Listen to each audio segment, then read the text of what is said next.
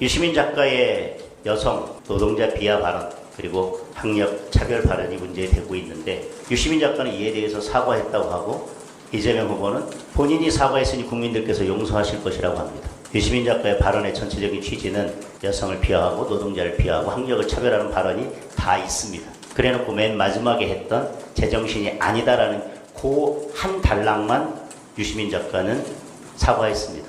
제정신이 아니다라고 하는 것은 이 사건의 비하 발언과 전혀 관련이 없고 그저 과한 표현에 불과합니다.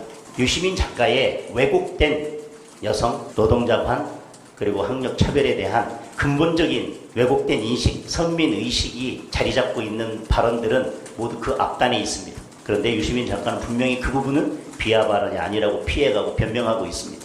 저는 어떤 사과도 하지 않았다고 생각하고 오히려 국민을 기만하는 사과라고 생각합니다. 그리고 그 사과를 붙잡고 본인이 사과했으니 국민이 용서하실 것이다. 이 문제에 대해서 한국노총, 민노총 여러 여성단체에서 성명 냈습니다. 규탄 성명을 냈습니다. 민주당에서 어떤 입장도 밝히지 않고 있었습니다. 그런데 유시민 작가의 사과 같지도 않은 사과를 붙잡고 사과했으니 국민들께서 용서하실 것이다. 국민들께서 더 분노하실 것입니다. 그리고 이재명 후보의 아들 성적 혐오 댓글에 대해서 민주당의 대응 방식에 대해서 도무지 동의하기 어렵습니다. 전형적으로 메신저를 공격하는 방법을 사용하고 있습니다.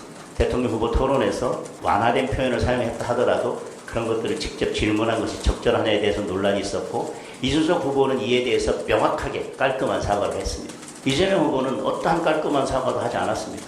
내가 자식을 잘못 키운 탓이라고 했지만 결국은 그 뒤에 문단을 들어보면 결국은 허위사실을 유포한 이준석 후보가 사과해야 된다는 겁니다.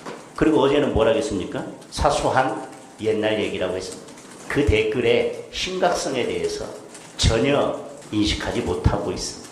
그리고 사과는 어떠해야 되는지, 진정한 사과가 무엇인지에 대해서 전혀 인식하지 못하고 있습니다. 그러면서 모든 것을 이준석 후보에게 덮어 씌우려 하고 있고, 사소한 것을 문제 삼아서 마치 이준석 후보의 발언 전부 다, 질문 전체 다가 허위사실인 것처럼 몰아가고 있습니다. 그러면서 이제 본인 가족에 대해서는 어떤 검증이나 사실 확인, 비판도 하지 말라는 이재명 가족 방탄법까지 발의했습니다. 이런 건 놀랍지도 않습니다. 죄가 있으면 죄를 없애는 법, 재판 중이면 재판을 중지하는 법, 본인을 수사한 검사가 있으면 검사 탄핵하는 법, 본인을 재판한 판사가 있으면 판사를 탄핵하는 법, 그리고 처벌하는 법을 늘상 만들어 왔기 때문에 어떤 문제가 있을 때마다 그걸 막는 법을 만들어서 처리하려는 민주당의 이런 방식에 대해서는 더 이상 얘기할 필요가 없겠지만, 하다가 우리 가족에 대해서는 일절 입을 열지 말라고 하는 이재명 가족 방탄 이틀막법까지 발의하는 것에 대해서는 국민들께서 누가 납득하실 수 있겠습니까?